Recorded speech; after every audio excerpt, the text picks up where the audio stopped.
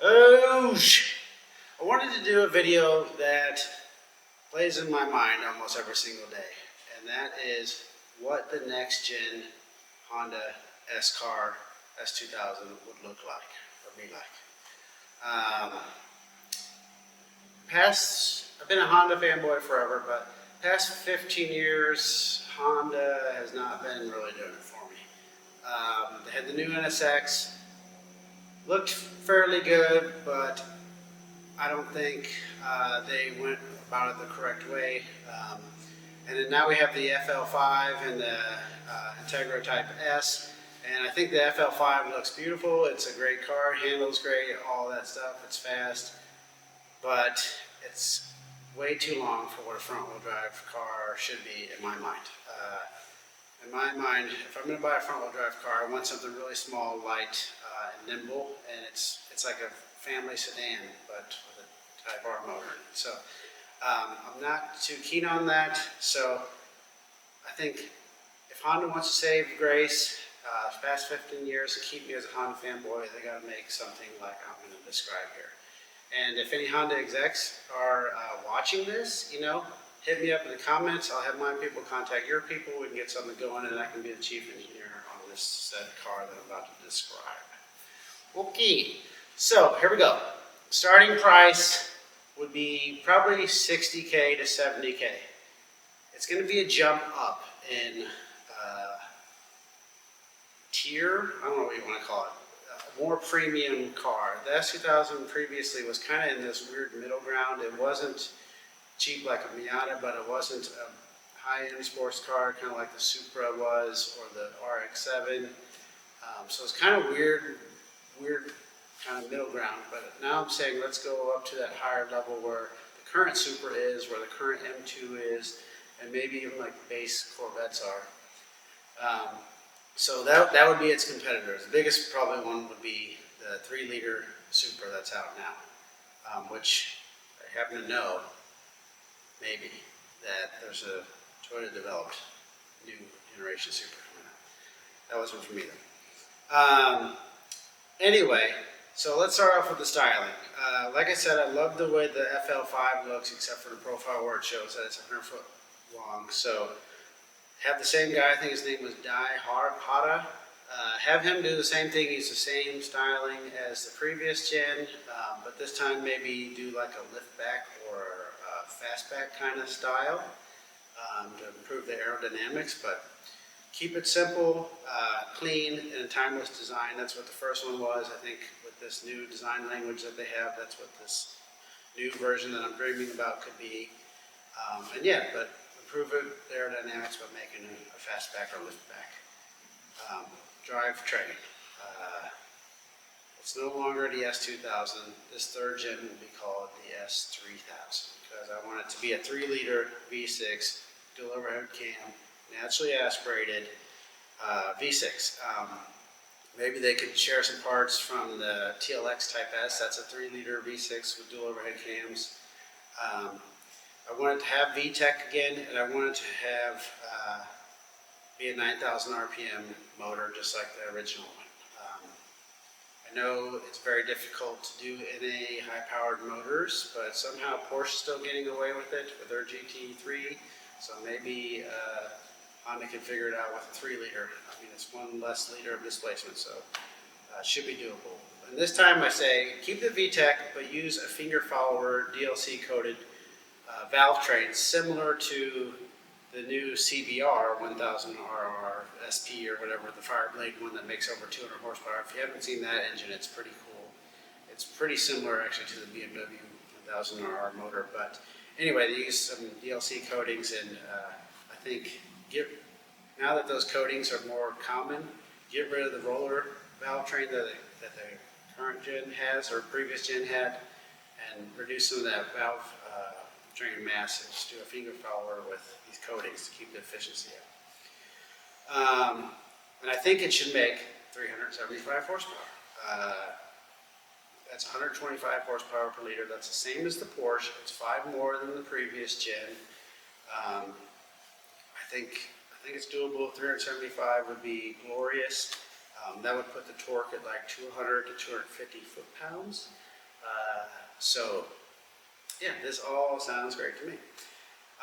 And here's one, no surprise. I say put a transaxle in it. Um, and I say this might make some people skip the video, but no more manual. Paddle shift, rear mounted transaxle. They're already going to have to develop a brand new transmission and a brand new differential. So why don't they combine it into one unit, save a little bit of money, and have it automatic. I know Honda used to be the greatest manual transmission maker, or one of. Well, maybe now they can have the best or automatic shift logic or something for the track. Yeah, most young kids don't drive manuals, and I don't know.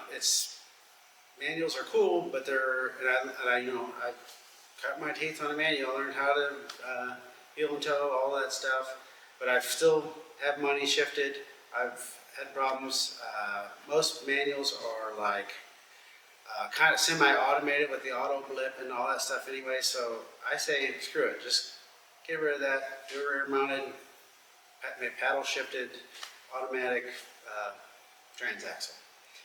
And then as far as the diff, I don't think cars need an e-diff. I think it just overcomplicates things and runs into reliability issues. I think the GR Corolla Yaris kind of has problems with their e-diff. I don't know. I think they cause more problems, so I'd rather just go back to a Torsen or some sort of mechanical diff and keep it that way. But yeah, so I think that's what would be ideal drivetrain in my car if I was designing it. Now to the chassis. Chassis is my favorite part of any car, and this might lose some people as well. But I say no more convertible, and we do a target top. As you probably know, the original S800, there was a coupe version and a convertible version. So I'm saying now let's make it a Targa. This will make the fastback look more appropriate. And I want the Targa top to be just manually fastened in. I don't know if like hooks that you can latch it in, but I want the Targa top to be a functioning piece that makes the chassis, when it's in place, as rigid as a coupe. It's got to be doable, and yeah, I think that solves the track problem, because everyone knows a convertible is not great for the track, but the previous gen, everyone tracked the S2000. So if we could have some sort of Targa that gives you the benefits of the coupe, but you can still have the open air for when you're cruising down PCH, that would be the best of both worlds. Wheelbase would need to extend a little bit, 2.5, maybe 3 inches, put it in that 97-inch, range. The previous gen is pretty short, but with the extra power and speed that comes with it, you're going to need a little bit longer wheelbase. So I say put it at 97. That's what the Supra is, 97.5, I think, and then the Cayman similar. So wheelbase, extend it out a little bit, give you a little bit more stability. But keep the suspension roughly the same. The only thing I would like to see improved on the previous gen is go to forged aluminum control arms and knuckles if possible. That's just that's what all premium cars are, and I think that that would be really cool to have that on the new S2000. Whatever you do, get away from freaking stamp steel. I don't want it. What else? I think with the transaxle that I mentioned before, I'd like to see a slight rear bias. Rear bias weight distribution is ideal for a track car, and given how popular it was to track the previous gen, I think if we can get 52 up to 55% rear weight bias, that would be the sweet spot. And last but not least, the weight.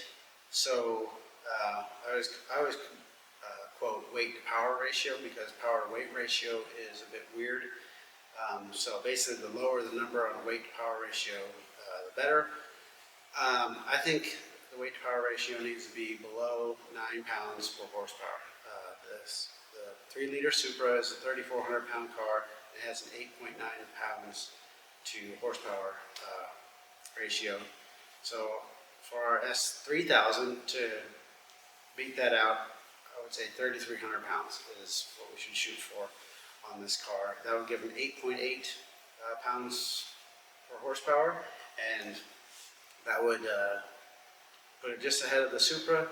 And it doesn't mean it's going to be faster than the Supra accelerating wise, because the Supra is boosted, so it has a lot more torque, but it'll put us in the ballpark with that car. And then drag coefficients kind of just needs to be 0.32 or less. I think the previous gen was really bad, 0.35. That was one of the biggest problems with that car.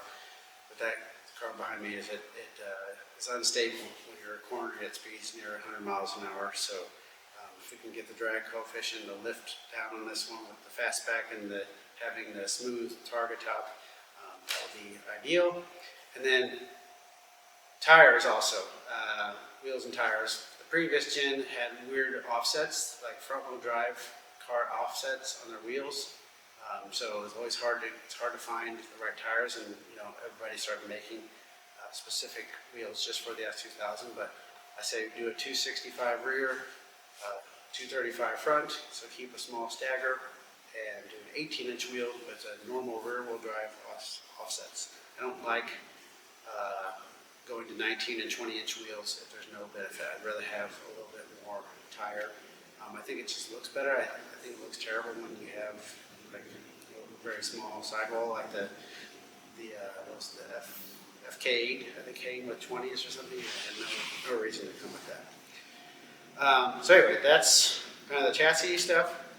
Interior, previous gen kind of nailed it. I would do the same thing here. Just keep it clean and simple as possible. Minimal infotainment system. I think it would be cool if for some reason, some way they could get away with not doing a screen whatsoever and just plug your phone in. So have like, the previous had the hidden stereo. Just have that something that folds down and could hold your phone, and you just plug it in, and then there's your infotainment system. And keep a very bare bones 2-speaker stereo system. And then just go back to manual controls for the HVAC system. Seats on the previous gen were pretty terrible, mainly because of the material. You just slipped and slide all over the place. So I would say do a cloth seat similar to the FL5 Type R. And yeah, I would even consider doing a fixed back seat. You don't have much room for reclining adjustment anyways in a coupe type car. So if you can save some money and just do a fixed back basics cloth seat, do it. I think bare bones is good, but not bare bones in a cheap way. Still use decent materials, but keep it looking good. So that's basically kind of my ideal, if I got to dream, next gen S2000. Some acceptable changes that I would allow that Honda maybe would be more willing to do is just use the TLX Type S engine. If you haven't looked into that engine, it's actually pretty sweet, and it seems like it's pretty well overbuilt too, so like it could take a lot more boost. It is boosted. I don't like that, but 99% of cars are boosted. I think that engine made 355 horsepower, so you could just slap that thing in here. Obviously there'd be some oiling system changes because it won't be transverse, it would be longitudinal now, but it'd be pretty minimal, keep a lot of the same tooling. It's a dual overhead cam engine, if I didn't mention it. And then I would accept an inline transmission right behind the engine, just like the last version. I don't, if I was building this, it's kind of like, why make a separate trans and diff? Just make it into one, especially if it's going to be an automatic. I get it if they stick to the manual, but I definitely think you're limiting your audience if you stick to a manual, because most Gen Zers won't be able to drive. And then, emissions, like I said, I'd be okay with some sort of hybrid system too. Like if the previous IMA, integrated motor assist hybrids, that would be kind of cool on a sports car if it added 30 horsepower and whatever torque. Obviously it's going to add weight, you're going to have a battery, so as long as you keep below that 9 pounds per horsepower. I think that would be kind of cool. I wouldn't do it if it was up to me, but I wouldn't mind. And then, accessories, stuff like that. I would love to see HPD or HRC carbon target top option. I'd pay $5,000 for. How cool would that be if you had pull that thing off and it's only like 3 or 4 pounds when you put it in the back of the, probably more than that, but 5 pounds, and you put it back in the boot of your car. So I think it's carbon, and then carbon target top, and then just an aero package, so some sort of CFD proven. I don't know if you know, but most accessories aren't CFD proven or aero proven, so it'd be cool to see some kind of small spoiler and lip that actually balance each other out to actually give it a little bit of downforce. And then, the typical stuff, HPD, maybe dampers, sway bars, stuff like that. Those are some accessories that I would like to see on the car. And yeah, that's pretty much it. Like I said, I daydream this all the time. I love talking car design, so I thought, hey, why not make a video talking car design? It's a lot easier for me to make this type of video than it is to show you progress on this car, just because a lot of the stuff I'm doing here is not bolt-on stuff. It takes forever, it's slow, and just trying to piecemeal a video together on that, it just makes it more difficult. So this is easier and more fun to do, I think. I will have to give an update on here. I got the transaxle sitting over there. So anyway, let me know what you think. Do you think this is even possible? Like, could Honda, my ideal situation with the NA engine and all that, do you think that's even possible, like nowadays with regulations and stuff? And do you think Honda would even consider doing something like this? What do you think is the possibility for them? Do you think I'm making it too expensive too? Because yes, $65K for a secondary car is pretty expensive, and it's over double what the original one cost. I don't know. Yeah, let me know what you think, and what you think of me just doing these weird talking format type videos are. And yeah, appreciate it if you made it this far, and we'll see you out there.